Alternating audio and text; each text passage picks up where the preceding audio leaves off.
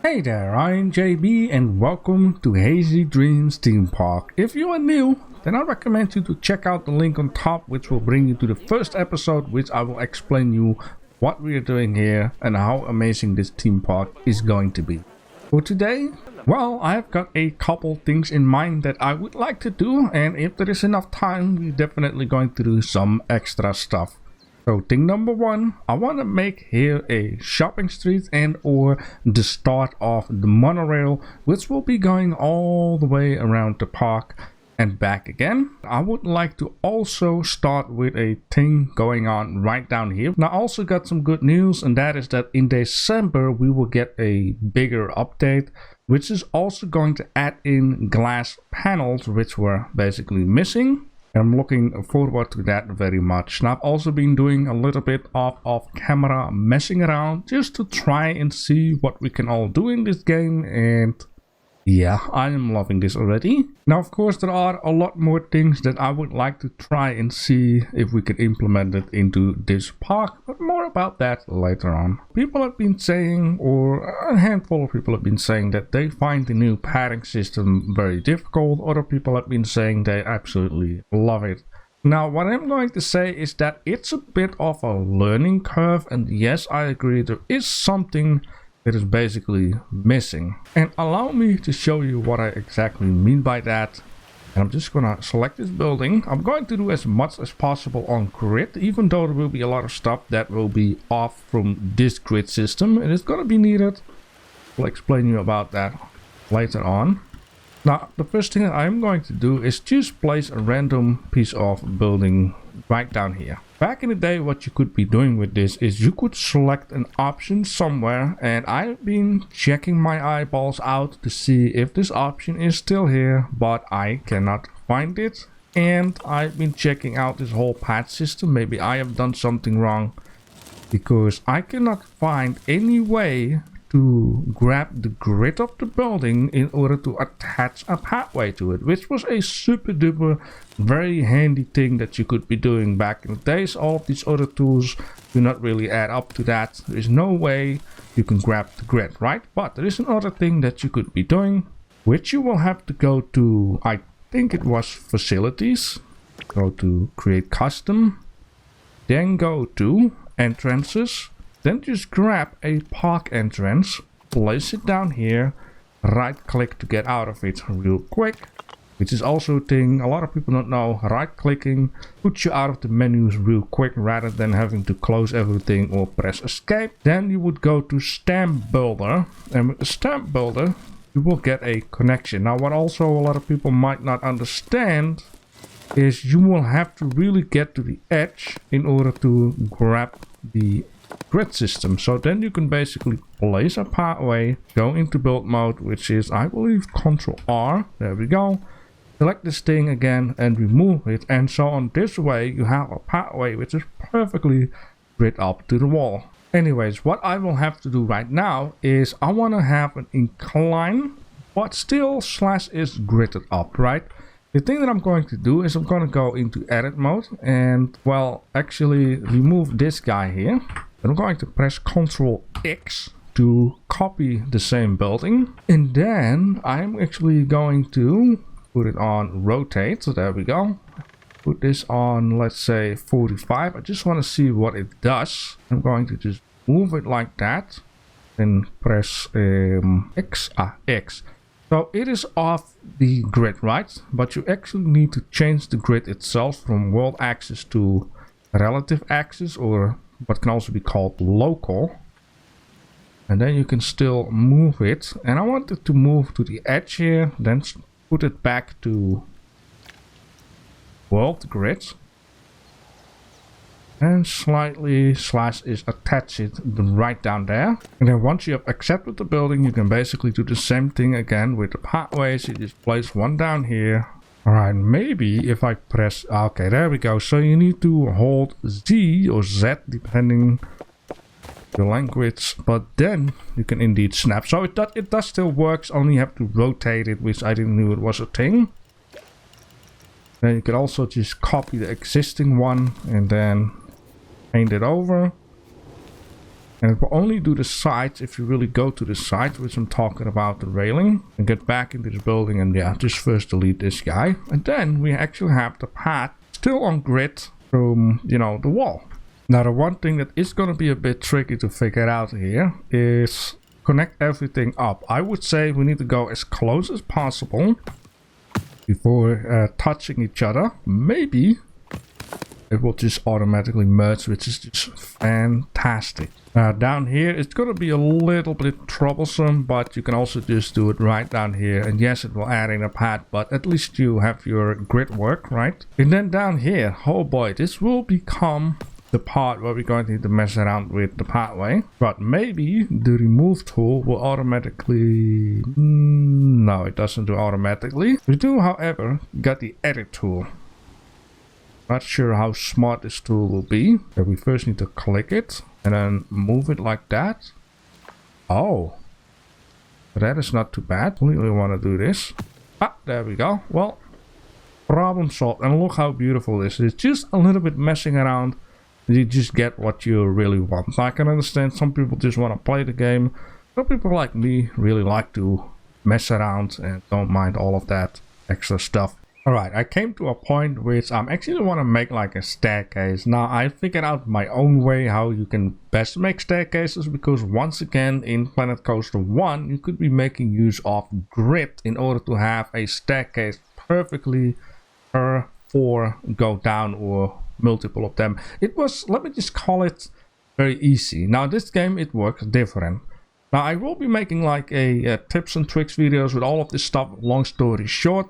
But now I'm just going to show it to you once, and I will also be posting it onto a new channel which is called Building Factory Tips and Tricks, which I still need to upload something. Anyways, long story short, if you have a piece that is like this up in the air, or it's like an exit or entrance of a ride, you might just go in here and just grab this guy and then, you know, trying to move it down like this, and you know, things might not always look very nice, which in this case, if you want to go back to it, going to mess around with this thing and trying to snap it on, then you're like, oh, maybe we can fix it.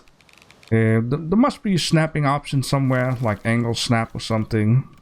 45 like this, and you're like, oh, that looks nice. And then you're like, you know, it is not completely onto the ground, right? Which is a bad thing. If you want to work a little bit more on the grid, right, what you can do is you can start at the bottom, or if you know that you work per 4 up, right, 4 is 1 wall.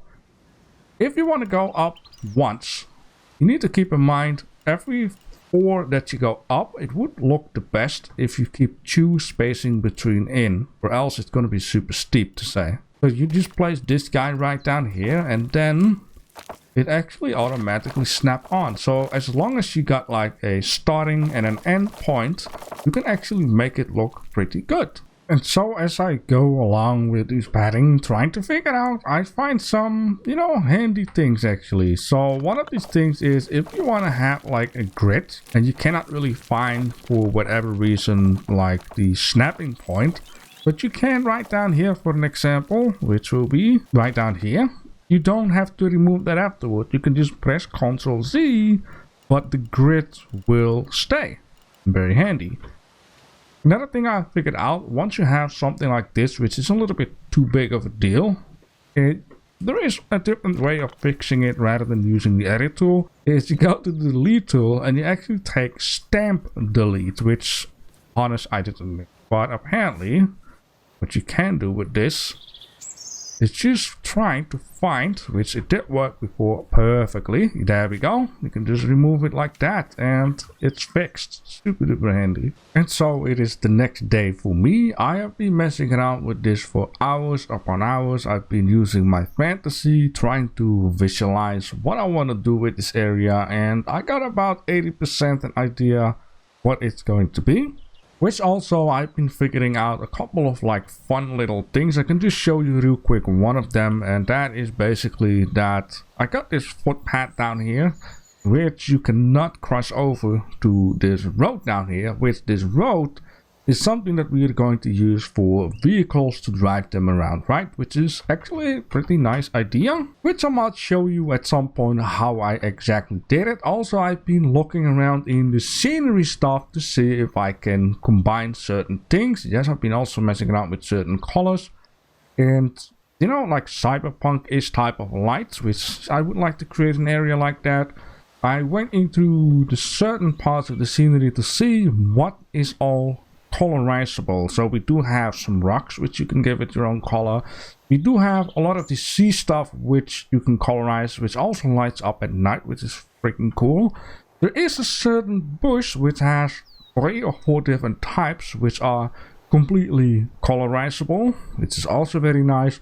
Some of the effects like smoke, bubbles, and thrust and fire, and even like little glitter, spark stuff, and laser are also completely colorizable, which is super duper nice. Let me just make it nighttime without blasting it you into the face. Just like that. I mean, look how cool that actually is, right? Let me just turn this off to give you an idea. Now, this light that is here at the stone is something that I've done myself, right? Because by default, it's not really lighting up as in the surrounding light. I just added like a lamp inside of the stone, which makes this effect of light. And like I've been saying, these sea stuff, you know, they glow for a bit, which is super duper nice. We're going to do some very cool stuff with it. This of course doesn't light up, but it does give still a nice effect for, you know, certain scenery ideas.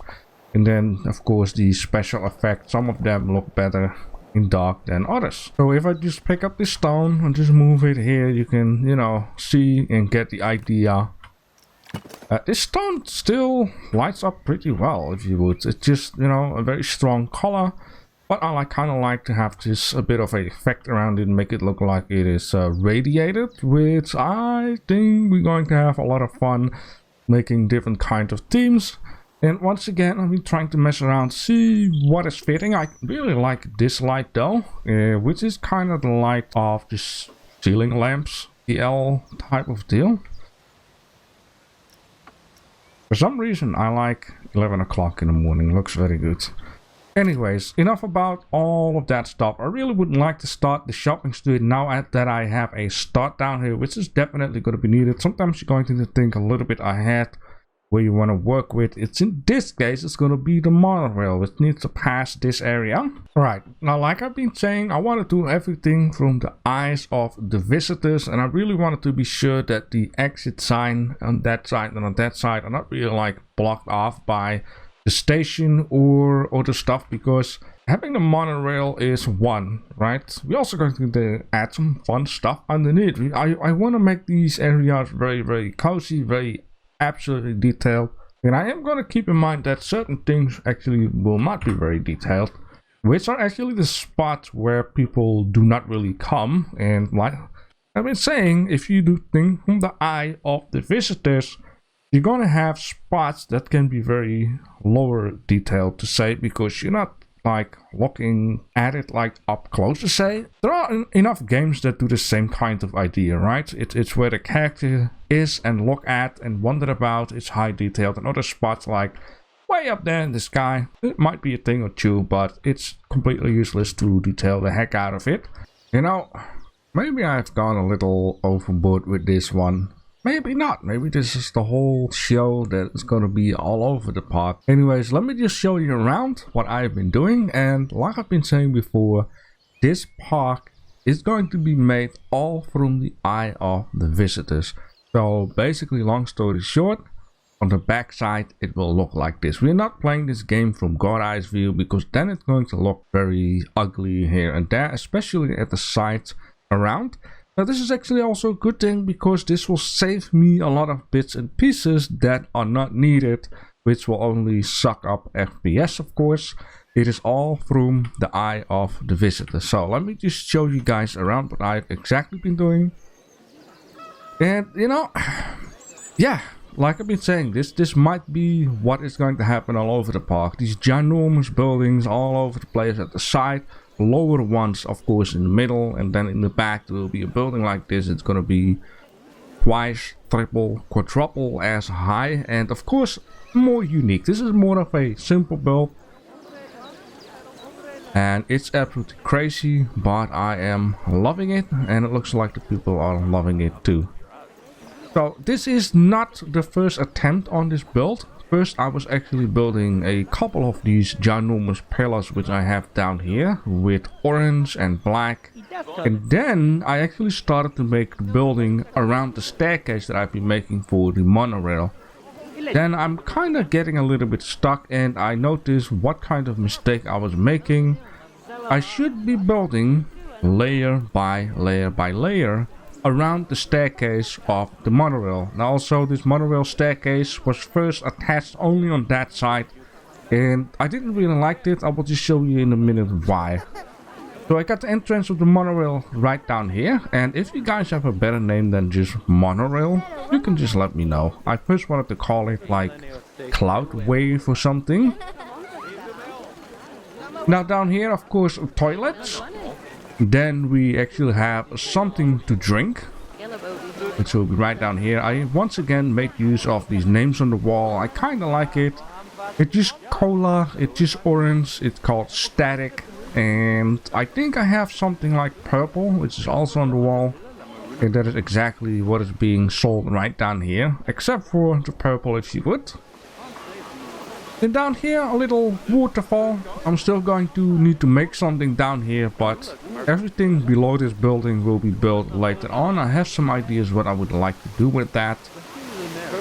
And basically, when I was making the first attempt of the building look different from the ones at the side, it also didn't look very good. So then I decided, you know, let's just start all over. Let's do things layer by layer, which is way more handy if it's with decoration. And or I basically merged that building and that building into one ginormous building, which just looks way better.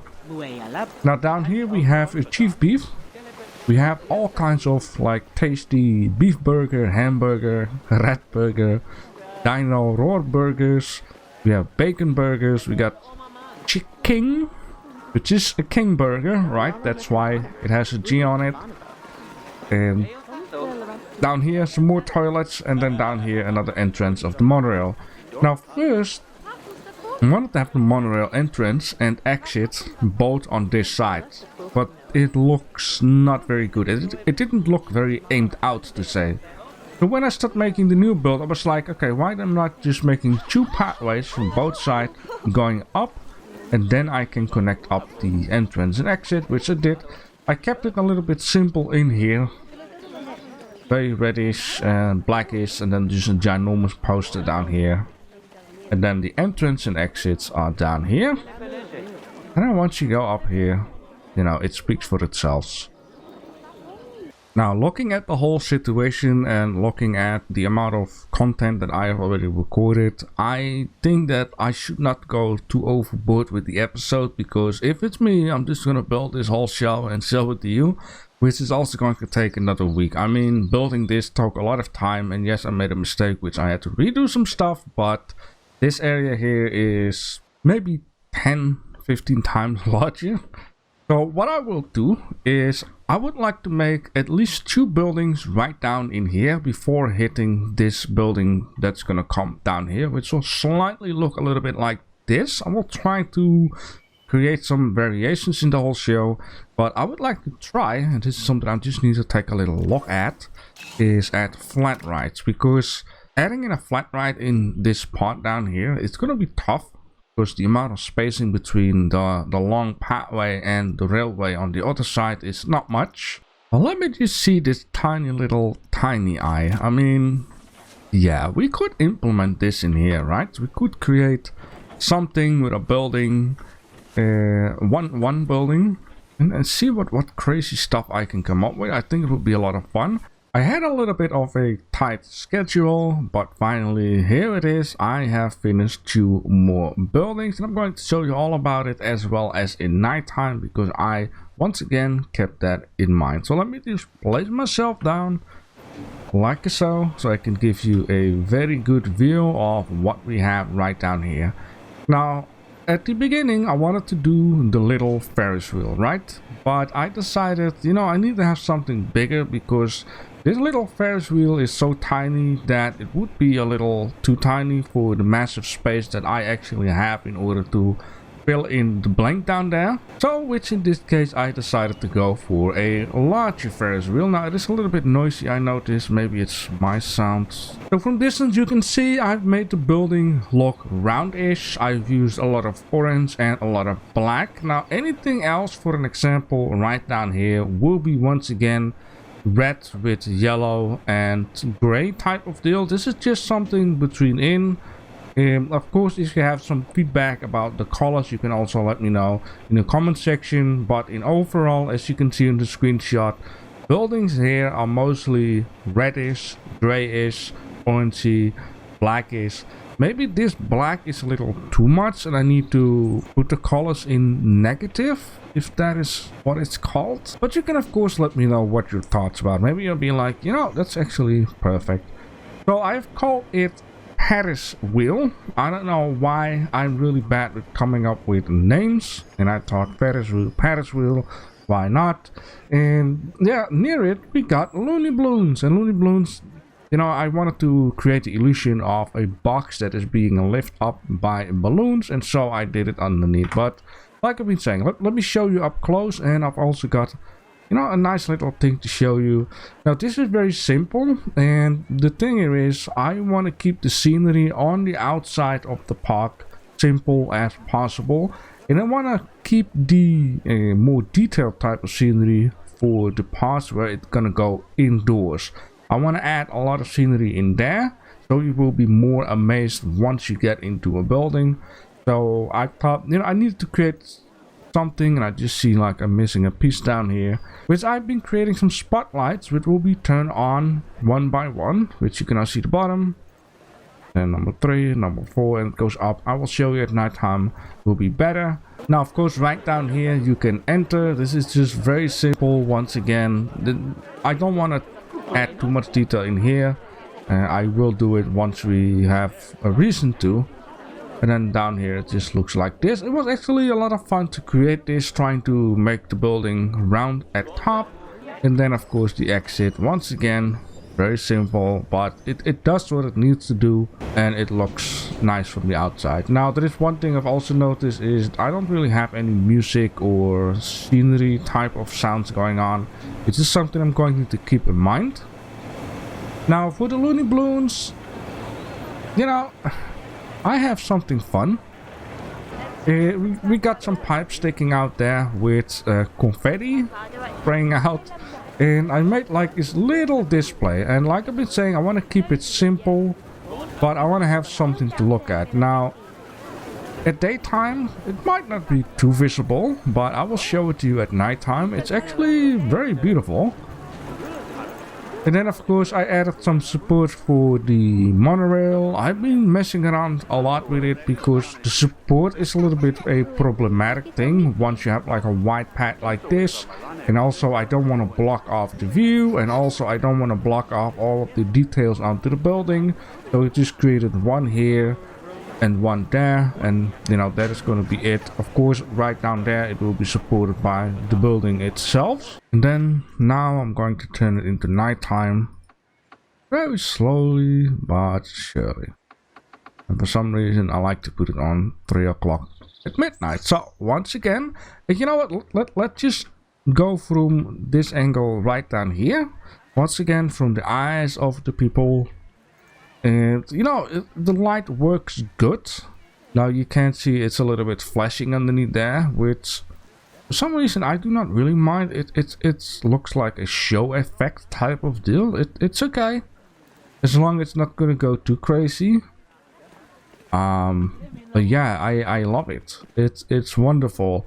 And I got about 600 to 800 people in the park, and the cap is on 6,000.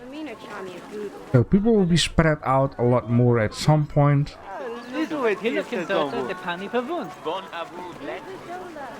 Yeah, it works. It works as it works. It looks nice. I like it. And yes, things will be blocked off a little bit now and then, but you know, this is something you cannot avoid, and I actually don't mind it. It makes it look a little bit more messy, a little bit more detailed, if you would. And then down here, you can now see the display is actually lighting up pretty well at nighttime. I love it. It's very simple. I kind of created these fish in the colors of the balloons, but it's not too good visible. But basically it's like green, yellow, purple and orange, I think it was. Added some simple seaweed, and man, I wish these people wouldn't go too deep into it. And once again, I've been using the water block for it. It's just very simple, but it does the job. And then down here, of course, Looney Balloons. And this is how the Paris wheel looks at night, and it kind of looks neat. And you also see the light that goes from down to up a little bit more, which talking about the side there, it slowly goes up to the top. And yeah, at night time it really looks good though. So yeah, should I turn the colors around? Maybe not, because the orangey light, if you make it black, it won't be really visible at night, right? So maybe it is fine as it is. The only thing I do find a shame is that the Ferris wheel has white light, and this white light is something you cannot really change. But I would say so far so good. I'm going to do this very carefully because I don't want to blow you guys' eyes up, man, even though it does. And of course, in here, once you get into an area like this, actually the walls, you know, will be a different kind of color. For an example, it's gonna be white and then like a touch of green in there. I just have to see what I'm going to do, but I want you to get a feeling you're really in a different section. If you have any ideas, if you would like to name some stuff, just let me know down below in the comment section. Any ideas are also pretty much welcome. And I hope to catch you guys in the next episode. I've not been writing this right. You enjoying? Yes? Having fun? Ah, she's getting exciting. I mean, imagine when the park is being built and you look behind there and see all of the stuff. I think it's gonna be